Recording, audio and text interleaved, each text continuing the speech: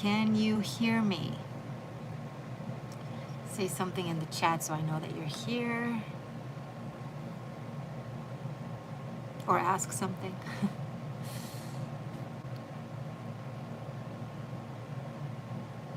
How's everybody doing? Happy Saturday. Thank you so much for tuning in. We're just hanging out, talking, asking questions. Honestly, whatever you want to ask, go for it in the chat.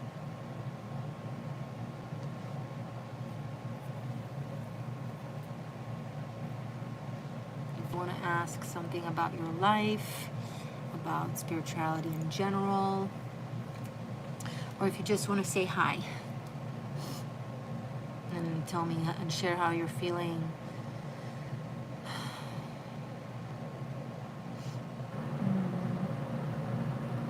What sign you are, where you're tuning in from. I think most of you know the drill.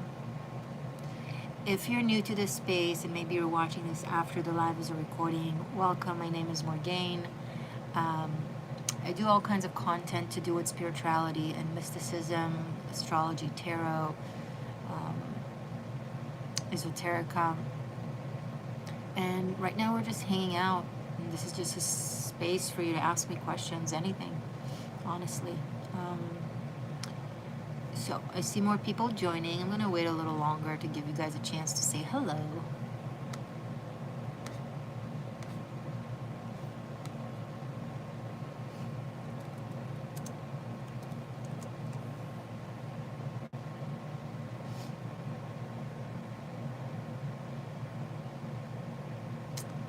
Hi Jessica, welcome. How are you? Oh, haven't seen you in a while. Red Patty D, hi, just got back from vacation, amazing, flopped on the couch. NJ Short Town, needs some motivation. Amen. Well, welcome back from your vacation. It didn't give you motivation? The vacation wasn't enough for motivation? Well, ask me something that you feel might motivate you. And I'm happy to try and motivate you, lady. Look, I have like... when you think you fixed your hair, but you didn't. Jessica, how have you been? Still doing music?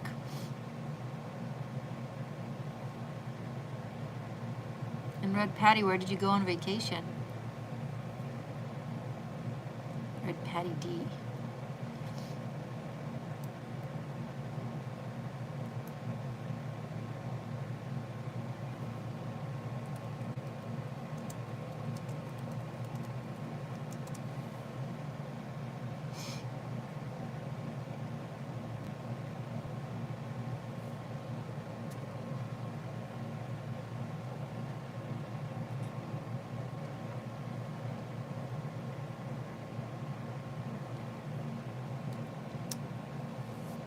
Been sick. I hope you're feeling better. I hope you have improved. Jessica, I'm sorry to hear that. Red Patty, made me lazy being at beach every day. How about some career motivation, solo or with a team? I was in Wildwood. Cool. Well, ask me questions that are spiritual questions. You know what I mean? Like either spiritual or life or about spirituality. You can look at it as a form of satsang, Q&A. This is not like a personal, private session. Just ask questions that are fitting, that can be helpful both for you and for the collective. Still creating. How about you? Good. I'm not formally doing music, but I'm happy to hear that you are. I used to. I actually, not like professionally, just like for fun. I write a lot of poems, and some of them got melodied. What's the word? Composed. It's so weird. I forget such a simple word, but I have some songs that I wrote and that I've performed with actually and sang. That was fun. I think I still have that album somewhere. I didn't do anything with it. I didn't like pursue it or try to advertise it. It's just for fun. I think one of the songs I have here on YouTube where I'm playing the guitar, it's called Bewitcher. And it's in Hebrew. It's called Mechashefet, which means bewitcher.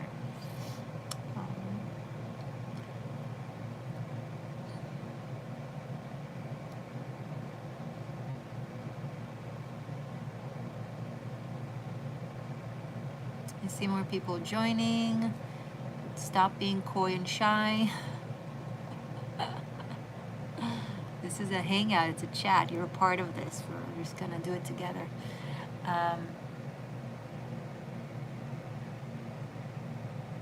Have missed you, that's great. I would love to hear it. Well, I'm still here, I've been here, I haven't gone anywhere. I'm still creating content regularly.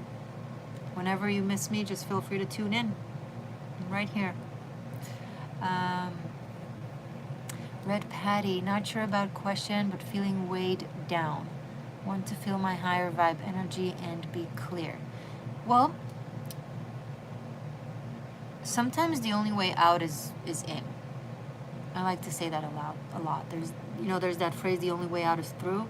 I modify it to the only way out is in, because when we think about it as the only way out is through, then when we go through that bridge, we just kind of, it's a passing, and we don't treat it as a place of sitting in and of itself.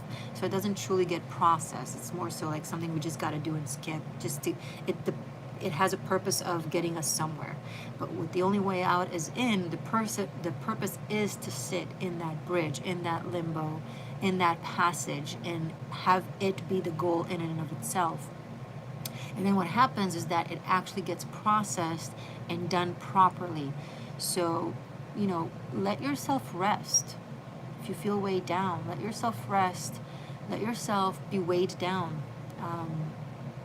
Sleep, meditate, dream journal.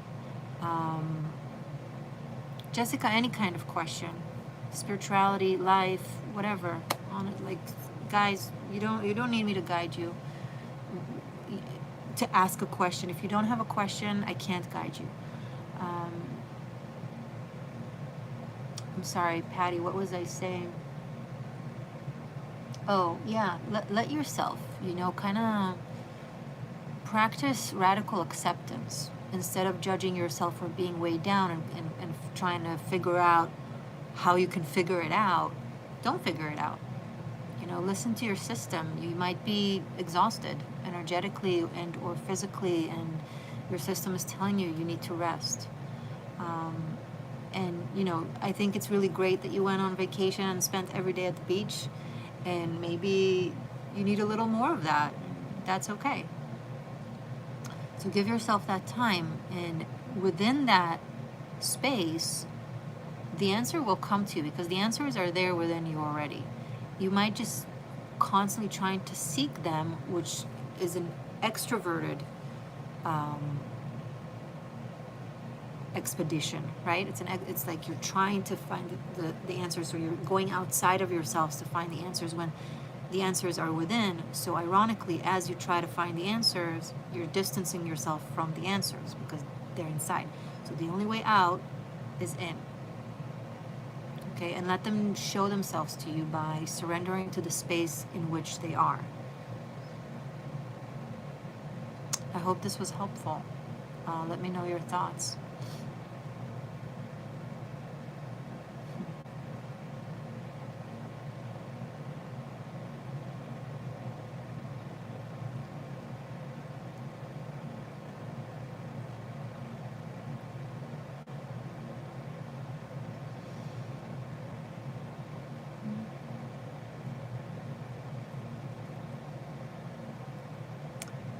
Red Patty, thank you. You're most welcomed. Feel free to share your experiences once you feel like it's processed in another live or in a comment somewhere.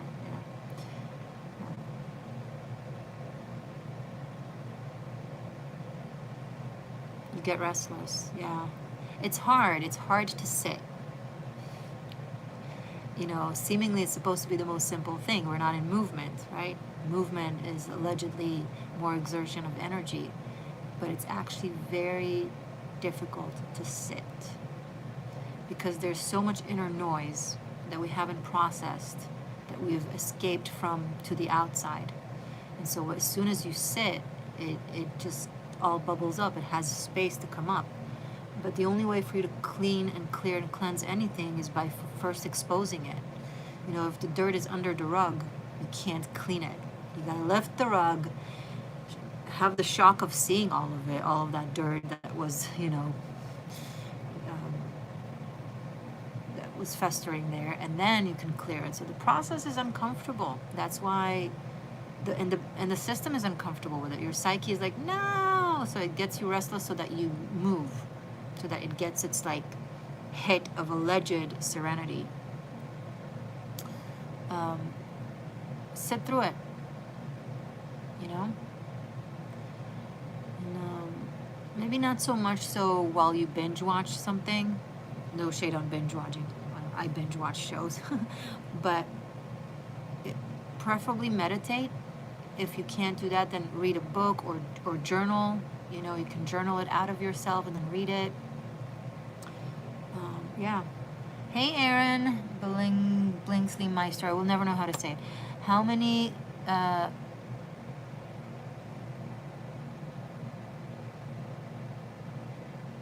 not going to read the first part because I have no idea what that means. Real question, how are you able to focus before meditation? I'm not, and I'm not trying to focus before meditation.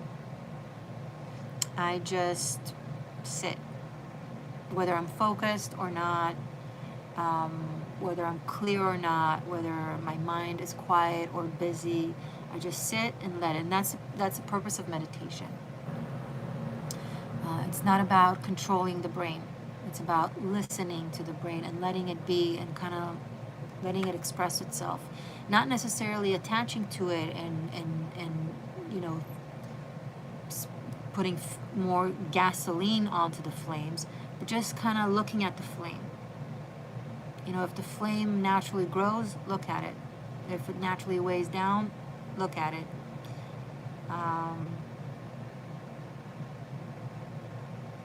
So I don't try to focus, and I also don't judge myself. If I sit and I manage to sit for 30 seconds, that I did 30 seconds.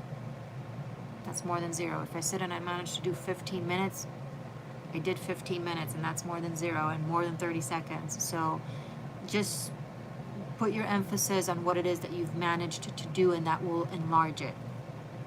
And I hope this helps. Red Patty, I guess I'm sitting in it. Why I have no motivation. I'm a Scorpio and I take it deep physically. Well, yeah, because you're a Scorpio. And that's great. I think a lot of the pain that we experience and the judgment that we experience is coming from a place of defying and denying our own nature. Oh, why am I so intense? Why am I taking it so deep? Because you're intense and deep. That's your nature. You came here as a Scorpio. Great blueprint. We need intense, deep feeling people. Great role to play. Any other role that isn't harmful to the environment and isn't in need of processing and healing and transmuting,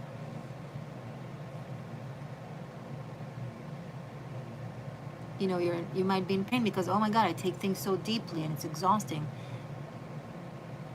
Let that go. Take things deeply and be mesmerized by the depth of feelings and other, you know, deeper layers that you manage to reach.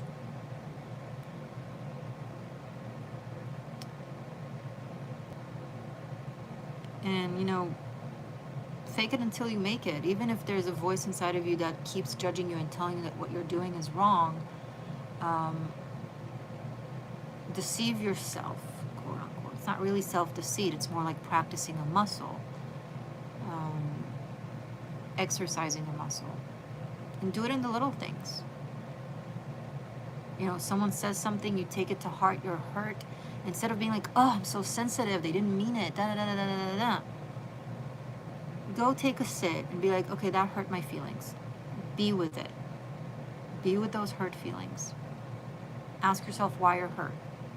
Comfort your inner child with that hurt. And then also remind yourself that what they said is not personal, even if they meant it as personal and it's about them and their projections. Or take it as constructive criticism. They could have, validate what they're saying could be valid.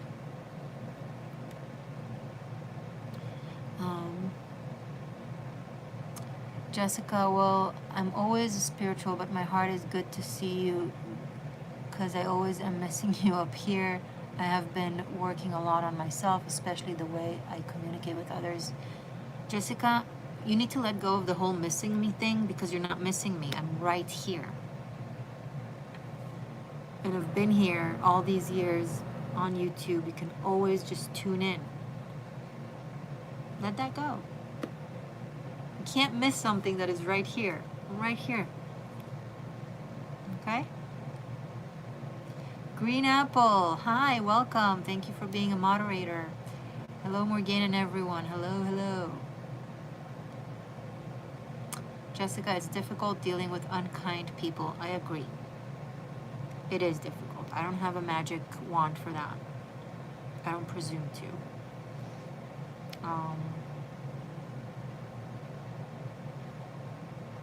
Telling ourselves, well, they're in pain. That's why they do this.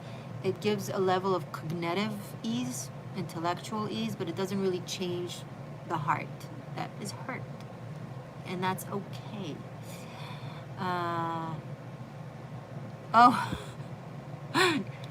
Well, there's also a cure for that, Jessica. Just press the notification button. So here's what you do. You press the bell button underneath the video on my channel, and that gives you notifications whenever I go live or post anything. But it's not enough. You also need to turn on the notifications in your settings from YouTube. So even if you press the bell button for any of the channels that you like, that you want to receive notifications, but generally your settings for YouTube have notifications off, you're not going to get any notification. So turn them on both. On the specific channel, on my channel in this case, press the bell button, but also turn on notifications from YouTube. And there you have it. See? All good.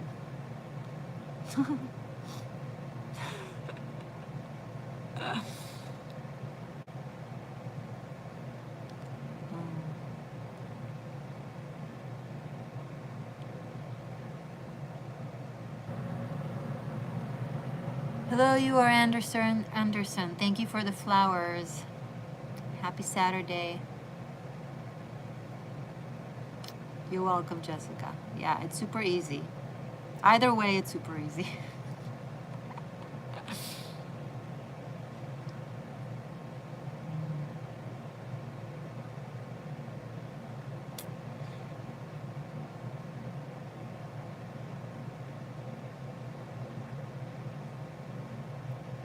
You're Anderson. Where are you tuning in from?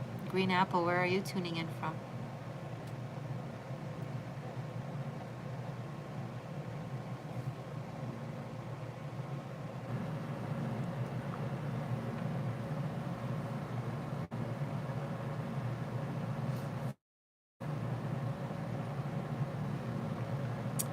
Green Apples, you're in London. Ay, caramba. לונדון לא מחכה לי, גם שם לבד, בלונדון יש יותר סרטים, בלונדון יש מוזיקה טובה, בלונדון טלוויזיה נהדרת, בלונדון אנשים יותר אדיבים. No, they're not. It's a song in Hebrew about London. I don't think it applies anymore, given the state of affairs in England, in the UK, especially in London. Jewish people just don't go there anymore, and those who are there are fleeing, like in France. The song is about London in a different time, the time before it got swept away by the waves of anti-Semitism. You're Anderson, Sweden. Love it. Beautiful. Same. The the Israeli representative of the Eurovision this year, that I believe took place in Malmö, Sweden, this year. So she had to dress up to hide who she was because there were actual death threats on her. She's a young 20-year-old, a singer, just for being Israeli, which is for being an Israelite, which is for being Jewish. If anyone is still under the illusion that those are separate things, first of all, even if a nationality has nothing to do with Judaism or a peoplehood, it's just, discrimination and death threats against someone for being a nationality, that's also in and of itself already discriminatory and hateful, right? But specifically with the nationality of Israel, it's very much so absolutely anti-Semitism. It's very sad. It's very sad. But, someone much older than I am, who has lived through the Holocaust time and has grew up in the past century, she told me it's nothing new, it comes in waves every century. This is this century's wave. And it's like, I think the hardest thing for me about it is that it blew up my bubble, growing up believing that the world has changed, that I was fortunate enough to be born into a generation that no longer has to suffer from that it's a different world now, that humanity is different. It's not. And maybe that is also okay. Anyway, sorry, didn't mean to make your places of living a topic of a painful discussion, but sometimes it's what it is. They're also incredibly beautiful. Incredibly beautiful, and there's also many wonderful people there. So let's just hope that the good will outweigh the bad, and that these places will return to be what they are, I guess. And one day I'm looking forward to visiting them when it feels safer for people like moi. We remain the same, never learn. It's a sad statement, however, unfortunately, I can't disagree. Not because I want to believe that, but because of what I'm seeing right now, what has been unfolding in the past few years. Yeah.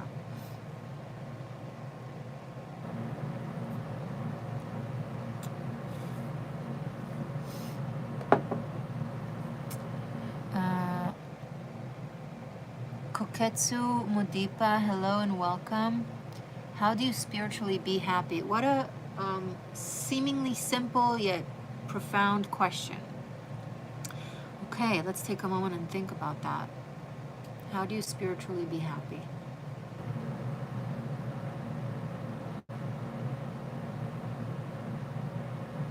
Well, a Buddhist will tell you it doesn't matter. None of it matters. So the good or the bad, the fun experience or the non-fun experience, everything is karma, everything is a dharma, everything is something to learn from. So just be happy, It kind of takes it to the neutral realm where nothing matters, and then you can be happy. I find it really beautiful intellectually and philosophically. Sorry. I don't find it very, though, practical or even emotionally possible, because we're still a human mechanism in this 3D world, and we feel happy, we feel unhappy, right? We feel joy, we feel sadness, and whether it's an illusion or not, these feelings very much affect us, and we suffer from them or we don't suffer from them. So I don't believe denying feelings is the way to go, and that's not what Buddhism says, by the way. I'm not saying that. I believe, so I'm just jumping to another place. I don't believe in denying feelings or, toxic positivity, meaning constantly giving ourselves spiritual mantras or telling ourselves that we're happy. I believe in radical acceptance, in radical acknowledgement of who and what we are, with love and forgiveness and no judgment. And that is something I think also Buddhism will agree on. In Judaism, there's a phrase, "Vayit ach sameach." It's a commandment to be joyous, because they knew already then how chemicals of happiness make us healthier and stronger. How a smile can completely change everything in our system, literally the chemicals.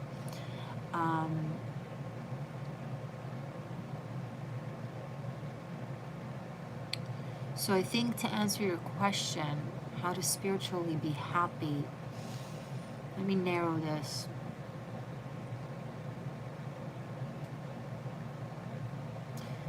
When something happens that saddens you, that makes you unhappy, let it make you unhappy. Sit with it, sit with the feeling of it, process it, get through it and not away from it.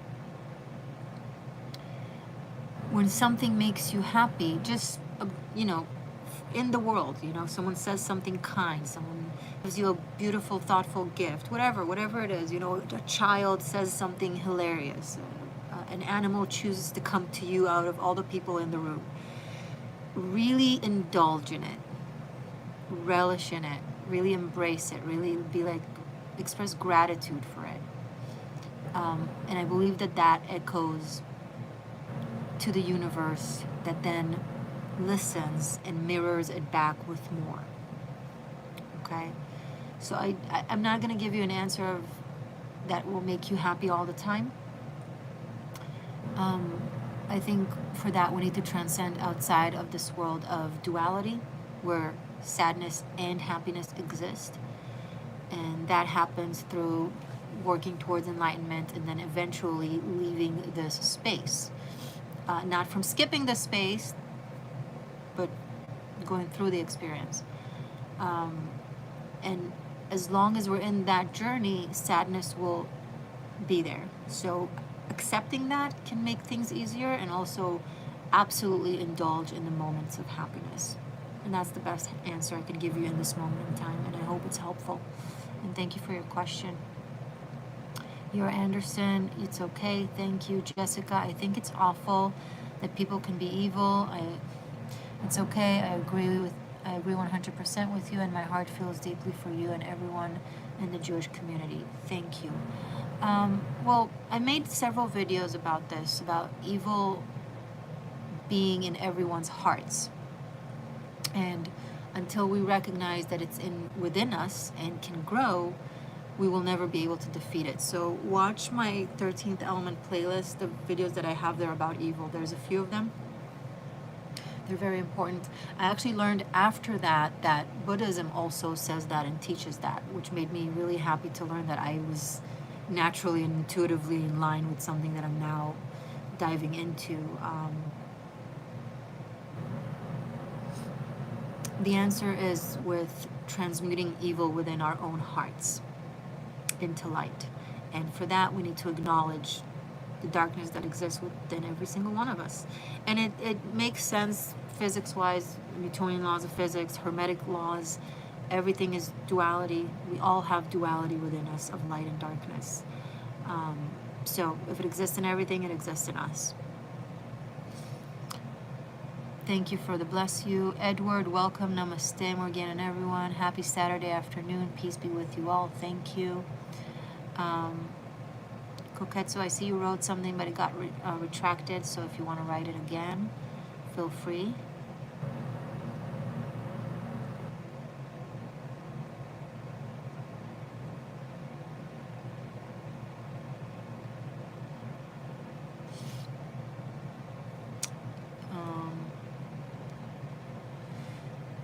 You are Anderson, you are a good soul.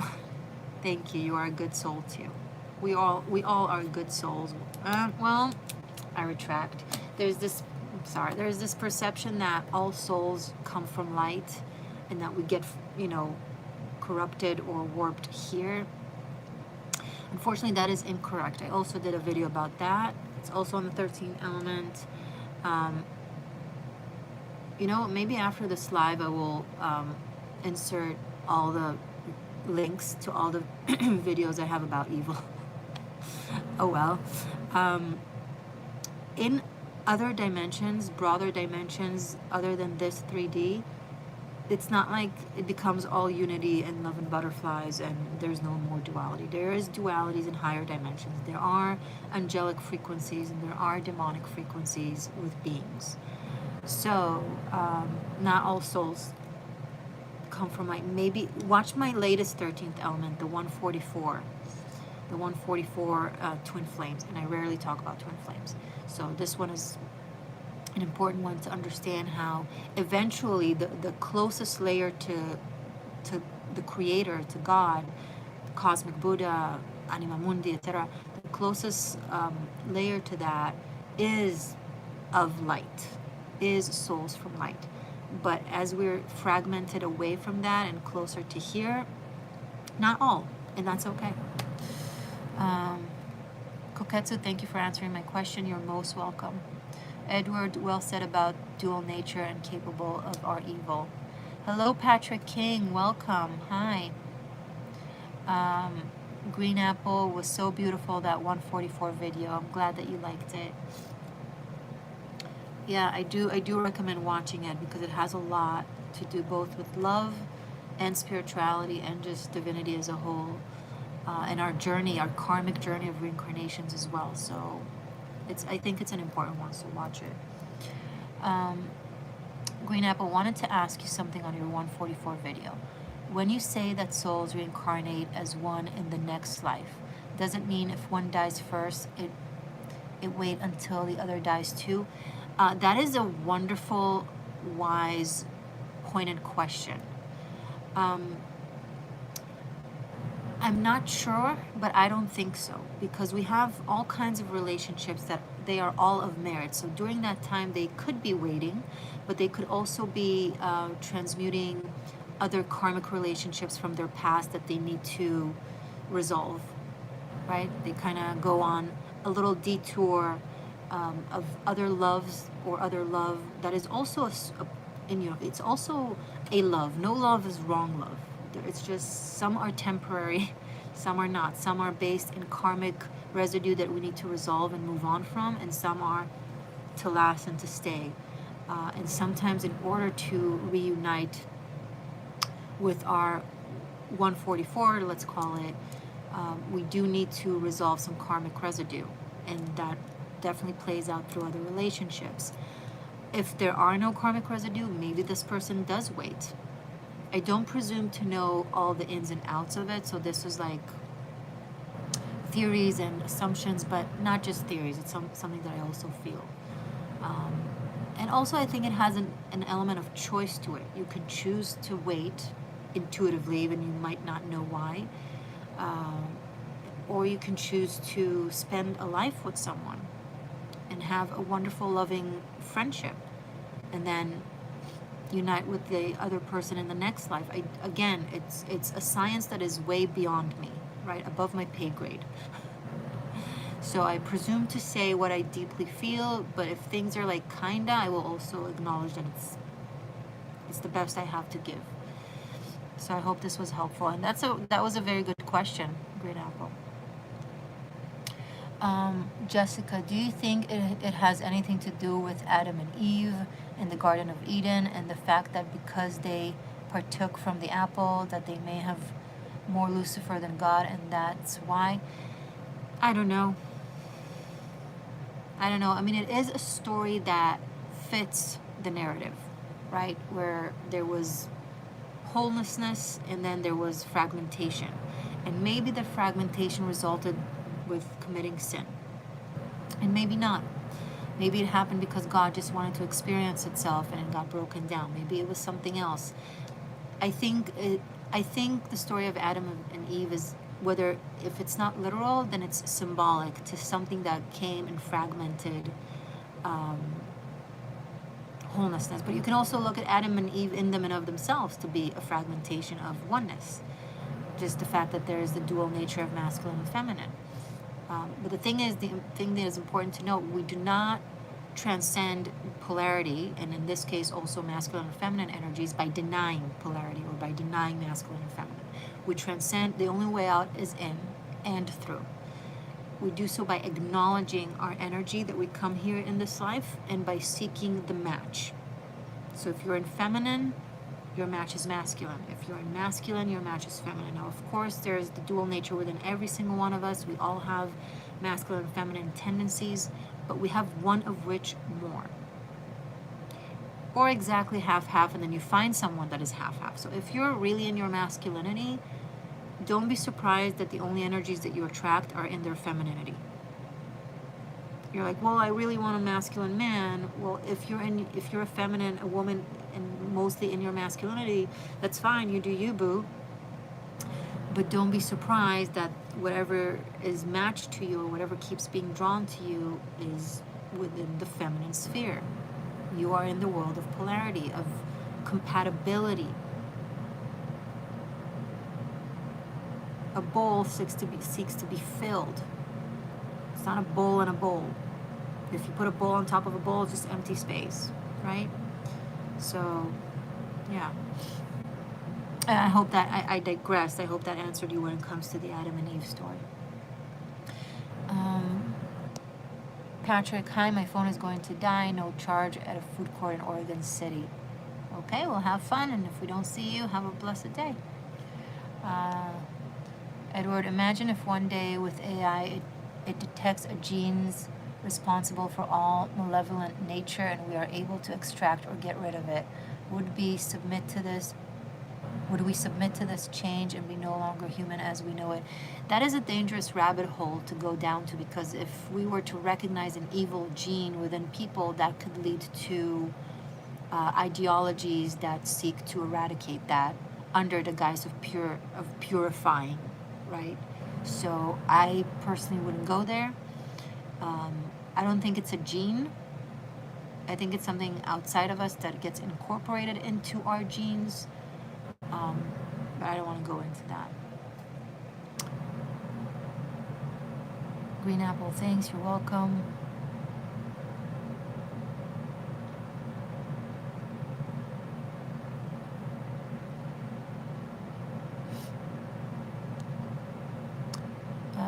Okay. So, Edward, I believe that it may have been part of the plan or not. One thing for sure, our nature was forever altered since. Yeah, Jessica, right. It's the only thing that makes sense to me when some are truly evil, right? I understand. Kimo, isn't the empty space and the vessel equally useful for its function, though? Hold on one moment. Hello, Brew. Hello. You're from South Africa. Welcome. Same things I've said about Sweden and London. Well, welcome. Hello, Brew. I'm very happy to have you here. Green Apple, thank you for the £1.99, is it? I really appreciate your generosity. Thank you, thank you, thank you. May your generosity return to you 1,000-fold. Hello, bro. If you have 6 subscribers, that is 6 more than 0, and every one is a universe, so you have 6 universes.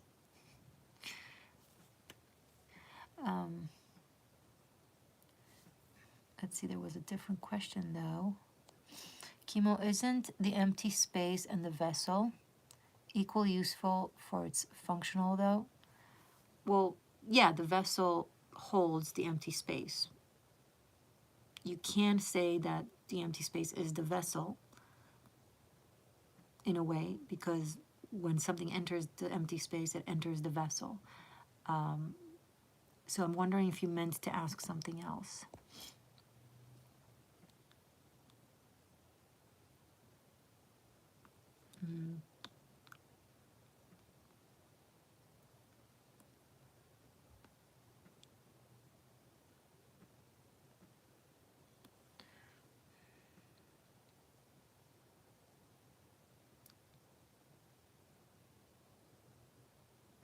Are you guys still here? Are we connected? Is the internet okay?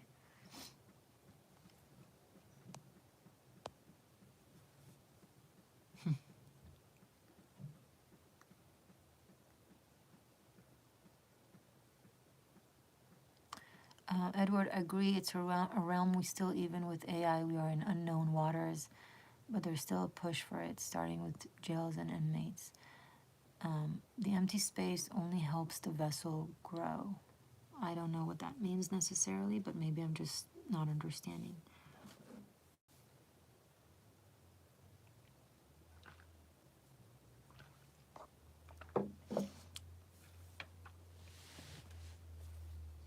Everyone is still here?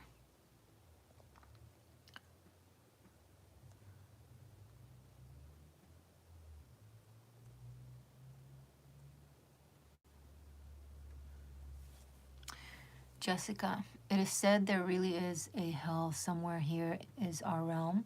Do you believe that Jesus, when he died, went to hell first? That's a great question. I'll start talking about it. Red Patty, yes. Green apples. Puppy Wave, hi Morgan, hi Puppy Wave, welcome channel member, appreciate you. Chris, hi there Empress, should I forgive my girlfriend for cheating? Okay, so a question about forgiveness. Okay, let's start with Jessica's question. It is said that there's a hell somewhere here in our realm. Do you believe that Jesus, when he died, went to hell first? Okay, well, it's important to differentiate the type of hell that we're talking about. So in Christianity pretty much created the term heaven and hell in ways of eternal reward or eternal condemnation. Heaven is eternal reward for being awesome. Hell is eternal condemnation for being terrible. in simplicity, that is not the hell I believe in, or that other religions believe in. In Judaism, for example, so the same in Buddhism. It's reincarnations. We go through the world of, in Buddhism they'll call it samsara. But there are reincarnations, and we're supposed to do our best to make heaven on earth, right? So both belief systems really believe in creating heaven on earth, and that heaven or hell is what we make of our life here, which is why I love both Judaism and Buddhism so much. They're so wise and they connect on so many levels. So the idea is let me go back. There are other dimensions. We've already spoken about this. Dimensions of light and higher frequency, dimensions of darkness and lower frequency. More condensity, let's say it like that. And those lower dimensions can be acknowledged as a form of hell, because there's a lot of suffering there, a lot of condensity, a lot of very slow growth, and a lot of resistance, right? Whereas in higher dimension, there's less resistance, more freedom, faster expansive growth. So the experience is happier and easier as opposed to more painful and harder. Now, hell, I believe, is something temporary, and so is heaven, and that all depends on how we behave, right? If you make heaven from everything you do here, it will be experienced as heaven in your life, as opposed to if you sabotage and indulge in a negative way, in an addictive way, it will create hell in your life. Now, you might say, oh, this is symbolic and it doesn't really talk about actual hell or actual heaven. No, it's not, because these outer dimensions, these other dimensions, light or dark, higher frequency or lower frequencies, are experienced here in this plane simultaneously to this plane. It's how they manifest, it's what their manifested form is. Okay, so you can look at it in an animated way, where you jump to a completely different room, or you can look at it the way it actually is, where you're physically in the same room, but the experience is different. Okay, I can be in a room that is very hot and be only focused on the heat and how much I suffer. And I can also be in the same room and focus on how beautiful it is, and how I have this beautiful bowl of food in front of me and everything, in this really nice cozy bed, and that will be the same room but experienced as heaven. And that will put me in a place, in a frequency wise, that is sharper and clearer, so that I can find a solution to the heat. Now, that's not just an analogy, and that's not just philosophy, and that's just not just intellectualizing heaven and hell. It literally is hell versus hell. And in scriptures and in Bibles, a lot of this experience in and of itself, for example, that I just described, is just described in analogies. Now, there are also other exterior dimensions that are hellish or heavenly, in different capacities. When it comes to Jesus, if he went through hell, I like that question and I will answer to that, but give me one more moment.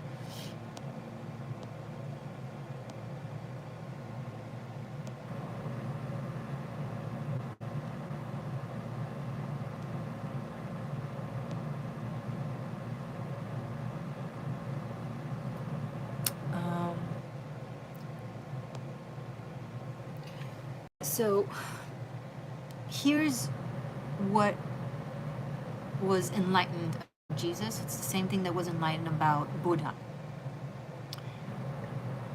They understood that ascension and enlightenment are not about superiority in relation to the others. It's not about fragmenting oneself to be higher and better and stronger and cooler than the others, hence you ascend above into heaven while the rest of unenlightened beings, low frequency beings, are staying behind and you're so cool and wonderful, hence you ascend. That is the delusion of ascension. It actually is narcissism, spiritual narcissism, and selfishness. You want to be better than everyone else. You want to be higher and mightier than everyone else.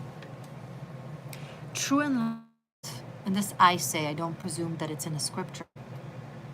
Maybe it is and I'm not aware of it. True enlightenment is not being the lotus. I think rouge to screen out those who are not yet ready, who are still in the I want to be better and prettier than the mud. I'm a lotus. I think true enlightenment is being the mud. Because the mud doesn't suffocate the lotus. The mud nourishes the lotus and helps them what it is. Both Jesus and Buddha were about seeing beauty and healing every living being. Jesus walked among the leopards and had no concern that it will affect him. And the reason Jesus went to hell, and I believe he did, is to beat the mud for lotuses to grow out of that hell, to help all beings, good, bad, higher frequency, lower frequency. Lotus muds. I don't presume to be a lotus. I think I'm a beautiful flower. I wish it would be fun. I've always experienced myself as the mud, and I'm proud of it because I know that I don't presume to be better than any of you or than anyone, and I don't have aspirations to ascend. And I think that that's where true spirituality is, where you don't leave a man behind. It's also the Israelite ethos and the Jewish ethos, where leaving people behind in the name of being higher and mightier is not higher and mightier. Quite the opposite. It's monarchy. It's spiritual monarchy. I made a 13th element about that too. Spiritual monarchy versus actual spirituality. How did I name it? Never mind. I'll link it below as well. So because Jesus was the real thing, he was about, Christ consciousness, absolute unconditional love, discerning one. He was a badass. He flipped tables. This is not about enabling someone's behavior. This is about being there with them as they behave like shits and teaching them outside of it, through it and outside of it. Right? Now, I don't presume to say that everyone should do it. This is the path of the Bodhisattva. It's a major commitment where you got to be there in the mud and be the mud with everyone and everything that needs you. You can't say no. You can't choose an easier path. And that is okay. Not everybody needs to be a bodhisattva. But Jesus was. And that is what made him enlightened. Not the fact that he flew up to heaven, but the fact that he descended to hell to be there with the beings who needed him. And I think that that's what every enlightened being actually does. And that's why there is so much fake enlightened. I see spiritual creators claiming that they no longer have karma. Dude, if you didn't have karma anymore, you wouldn't be here in this plane. You're still in your physical body, you have karma.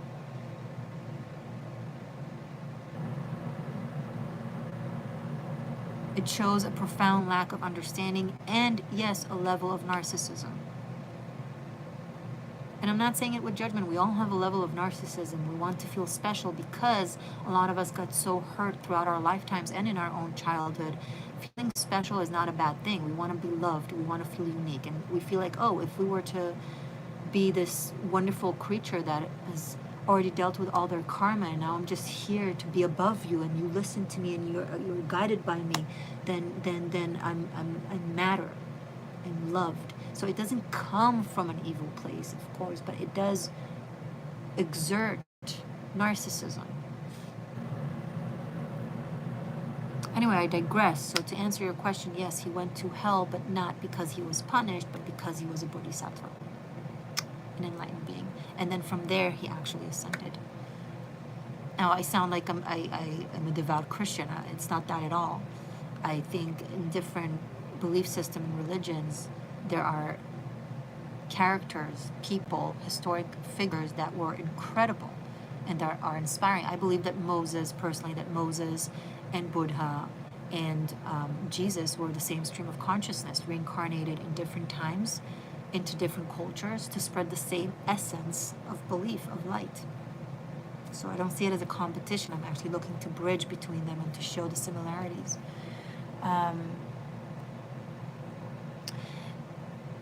Chris, should you forgive your girlfriend for cheating? There isn't should in that. Let's talk about generally forgiveness. And by the way, if someone wants to afterwards, if you're watching the recording, if you want to timestamp the questions that were asked, and then I can write it down, or maybe in a comment, and then I'll pin the comment, so that way people who watch it and see different questions that they want to hear the answer to, they can just skip to it. I would really love to timestamp the questions. So now we're talking about forgiveness. To answer Chris the fish. So, unpopular opinion, but not a rare one, not too rare. Forgiveness is virtuous, yes. It's important to forgive, yes. However, not when you're faking it in order to be virtuous. It has to be real. And it can't be real by faking it. So the only thing I can tell you to actually do is be in the pain and be in the anger, not in a way that is hurtful to her or definitely not vindictive, but just be in that sentiment and give yourself the go to not forgive. It's okay. It doesn't make you a bad person. If anything, faking forgiveness in order to feel like a good person when it's not authentic is the troublesome thing. And do the work on yourself when it comes to awareness and compassion and general love for people who hurt you, regardless. From there, at one point, the forgiveness to your cheating girlfriend will come naturally. And then it won't be a question of whether or not you should forgive her, you just will. I don't think it's a cognitive, intellectual decision to forgive or to not forgive. I don't think that's authentic. I don't think it's sincere. I don't think it's possible. I think it's a natural process that just happens. And then once it happens, you have forgiven. So let go of the should or shouldn't and just be in the process, Chris. And I hope this was helpful. Thank you for your question. Chemo, yeah, but without the space inside to create an inside for the outside, how could anything occupy to begin with? It's like you don't get a front without a back. true. Fit, Chawan, I strongly believe in Hinduism. Cool.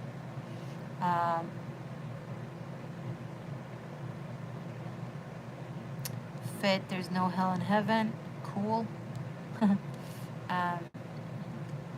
Chemo, exactly. All paths to God are useful for liberation if the intention is to worship, merge with God. It's like being lost and using a map, GPS, compass, and still find your way. Does the method matter? No, you're right. Different rays of light lead to the same sun. Different rivers lead to the same ocean.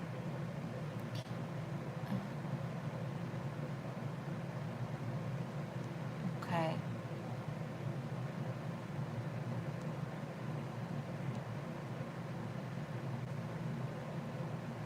Chemo, the Eightfold Path. Yes.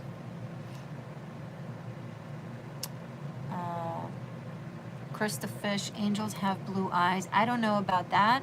Maybe. I think it's more like your projection.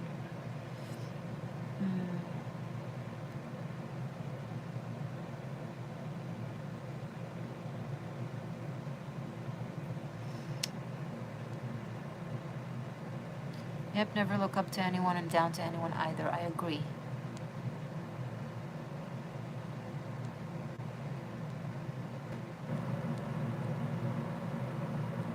Green apple, that's quite a claim some people have, not to have any karma. Yeah, it's...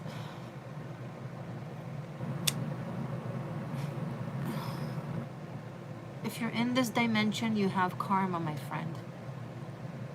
Otherwise, you'd be pieced out. Unless there are beings like like certain bodhisattvas that reach a certain level that now they're here just to guide others. But the thing is, those who are actually in that state, very rare, but those who actually are in that state, they won't go around saying that. Does that make sense? So when someone says that, it already is kind of telling, right? Anyway.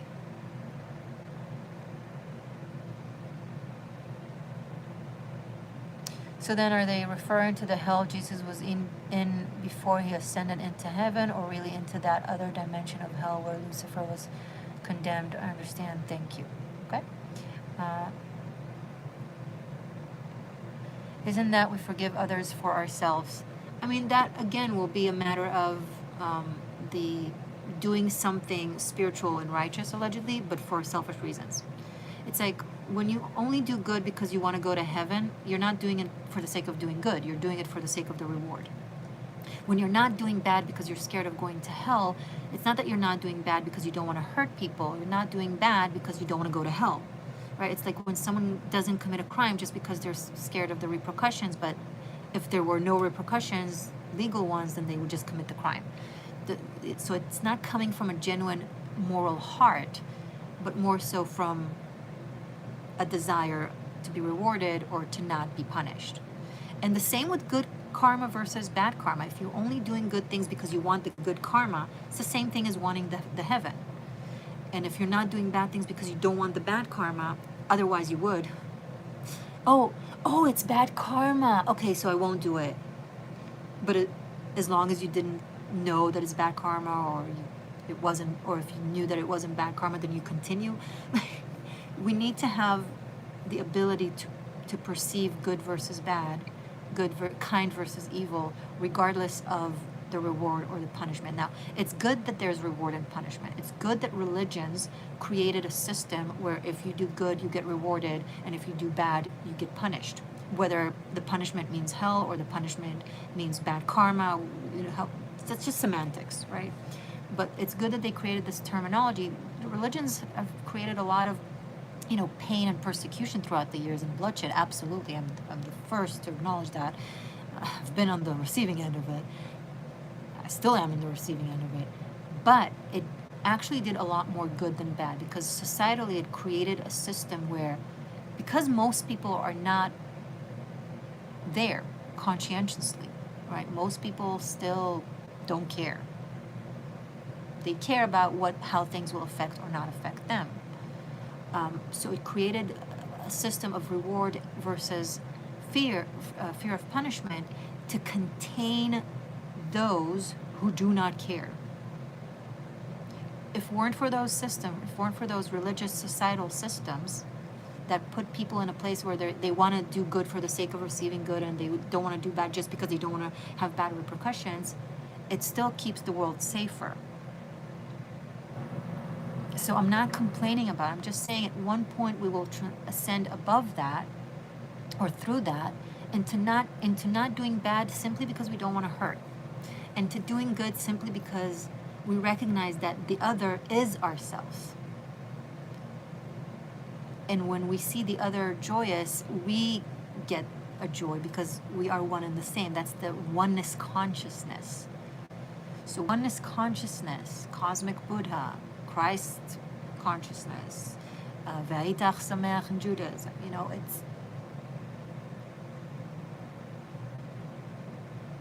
it's when you do something for the other because the other is you. But then it goes both ways. You do something for thyself because thyself is also the other, but not a separate thing. You grow into it.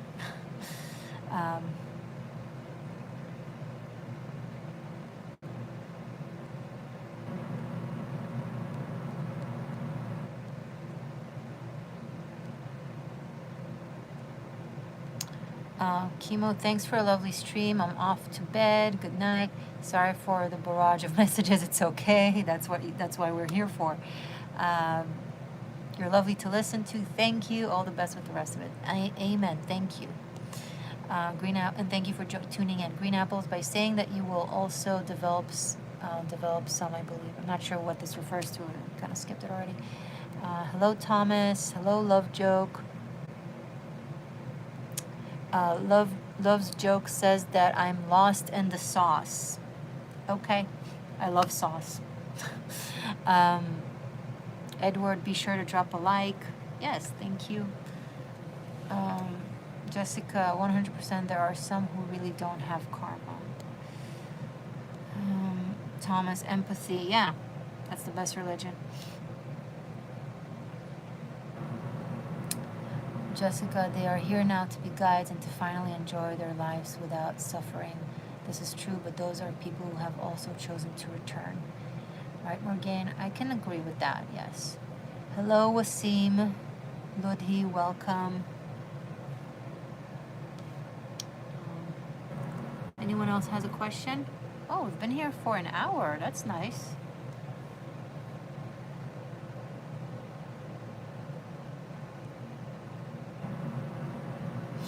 That is nice.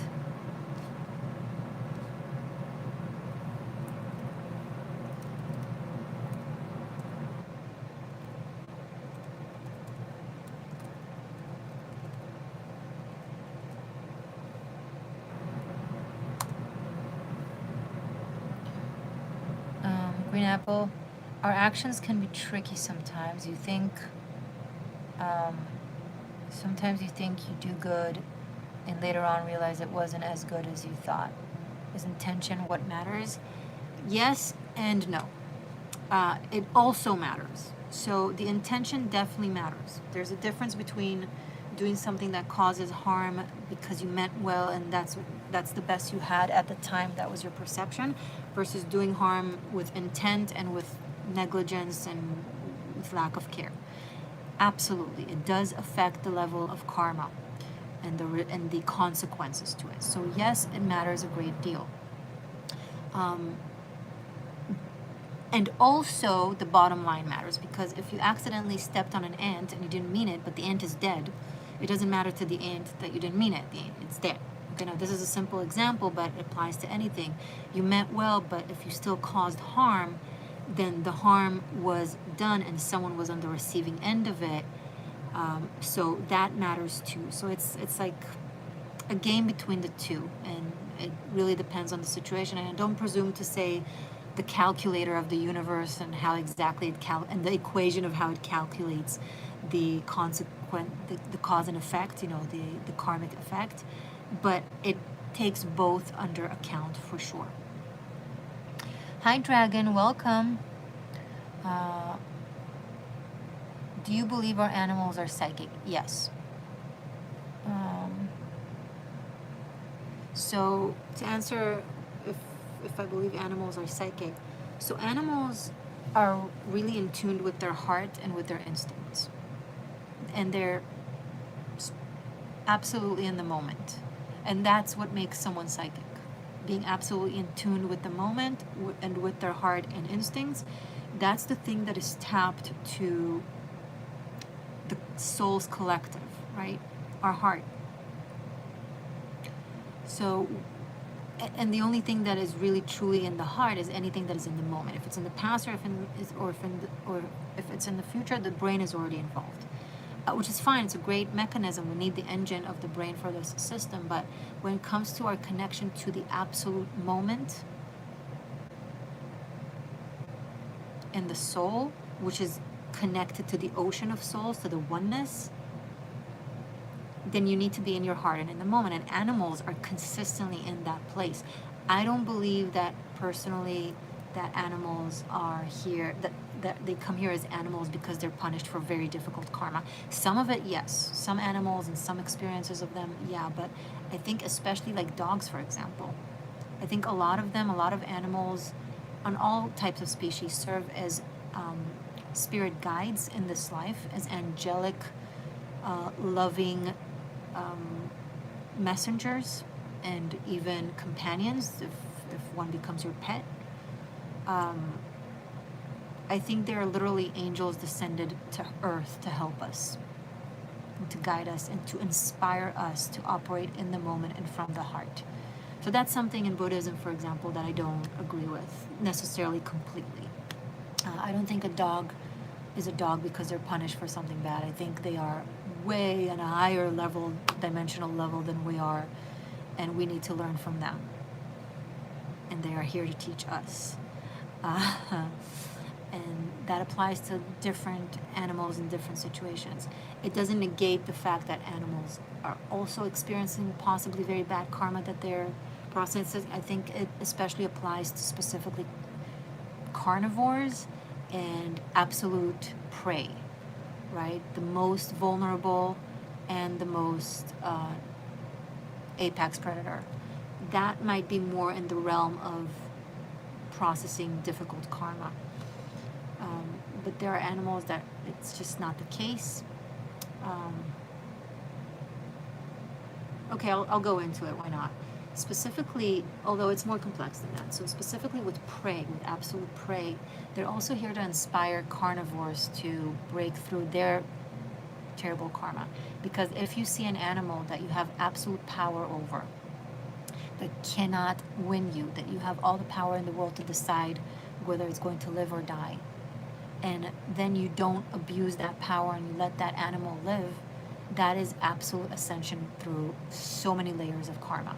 So if a carnivore does that, let's say, for example, there's a real story on National Geographic that I've seen years ago about a panther who found a baby monkey that lost its mother. And instead of eating the monkey as prey, she raised the monkey. She recognized that the monkey was an orphan, and she just raised the monkey. She took care of it. Now, eventually that baby monkey died. She didn't succeed in her endeavor, but she really tried and wanted to. If that doesn't make her a bodhisattva, I don't know what does. And the level of love and compassion and salvation that the baby monkey received, if that doesn't make them ascend with that level of love and mercy and grace, I don't know what does. So it could be that the monkey was an angel that came on her path as a test, more so as an opportunity to ascend her difficult karma, which she did in that case. And it's possible that that tiger was an angel coming to express that absolute grace and compassion and mercy to that monkey, where it manifested in a form of something monstrous in relation to the monkey that could have eaten it, but instead gave it love. Do you understand what I'm saying? So I think it's more complex. It's not one equation to all of it. And it does include free choice, but you know, it could be that that panther or tiger, maybe it was a tiger, I'm not sure, or leopard, I'm not sure, it was a wild cat, could have went through incredible amount of lifetimes and have ascended through so much karma, and that could have been her very last final test before completely ascending out of samsara and out of the cycle of reincarnations. What would you do when you meet that monkey? You are a carnivore, you are hungry, you have all the power over that baby monkey. What will you choose?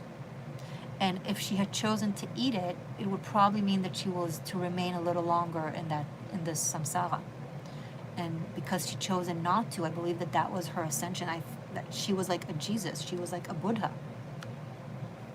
in the form of an animal. You know, so I would never hurt animals, presumably because, well, they're having difficult karma, or patronize them or look down at them. I think they are our greatest spiritual teachers, and that they are holy. So,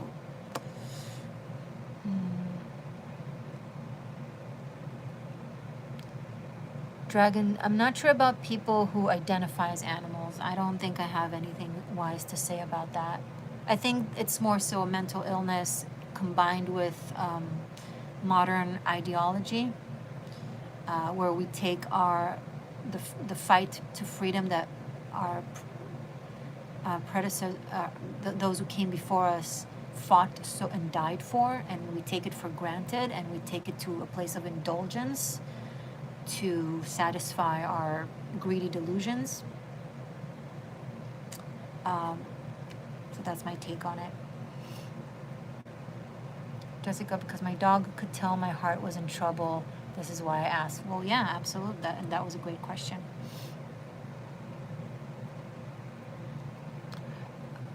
Edward, animals have heightened sense of empathy. Very true.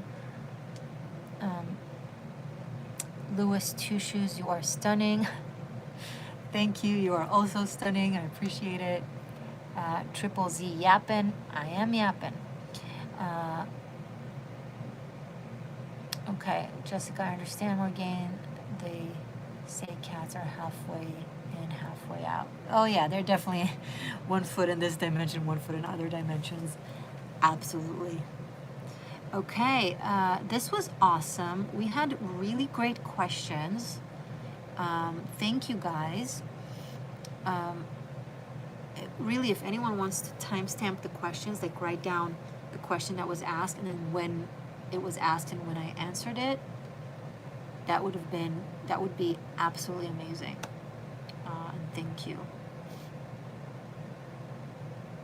So check out the description box for all the links, ways to support, ways to follow, ways to reciprocate. Thank you for your donations.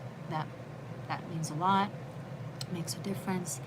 Thank you for your channel membership. That means a lot. That makes a difference. If you want to speak to me directly one-on-one, you can book a session where we can talk on the phone or have a live video together. I really go deep, you know, so you can do that if you want. Oh, there's another live this Monday, the 15th at 6 p.m. Pacific, 9 p.m. Eastern. Tune in. This is your opportunity to ask me a personal question for the tarot, where we will go in depth. Now, the menu gives you 2 options for a tarot reading for different prices. If you want to tune in and ask and receive a tarot reading live, you can do that during the live to book the reading. It would be super helpful though if you'd want to book it in advance and get on the QU and be first in line when I go live. It would be really helpful for me to have it happen in advance, although you could also do that during the live. A way to do that is explained in the description box of that live. Okay, so this live, once I'm done here, it will redirect you to that, or you can just go on my YouTube profile and you'll see the next live coming in. which is live tarot readings with Morgaine. You know, ask to be notified and be reminded so that you don't miss it. And either way, tune in just to say hi and connect and just be a part of the Sangha. Lori, hi, welcome. Thank you for joining. I appreciate every single one of you. Those of you, speaking of tarot, if you want to study tarot, I've uploaded all of my tarot masterclass, which is 90 plus pre-recorded classes that take you from beginner to mastery of being a tarochi. It's also a shamanic journey onto channel membership tier golden ratio. So if you want to join the monthly channel membership, which you can cancel anytime, you'll have unlimited streaming, unlimited access for tarot masterclass. It also includes all the sequels, aka extended readings, and it also includes all the karmic shift and liberation and other fun perks. So, and it's bottom line, it's the best way to support yours truly and the work that I do. So yeah, that's it, guys. Stay magic, stay true. May your generosity that you give me now, in the past, and in the future will return to you 1,000-fold. I love you. Bye for now.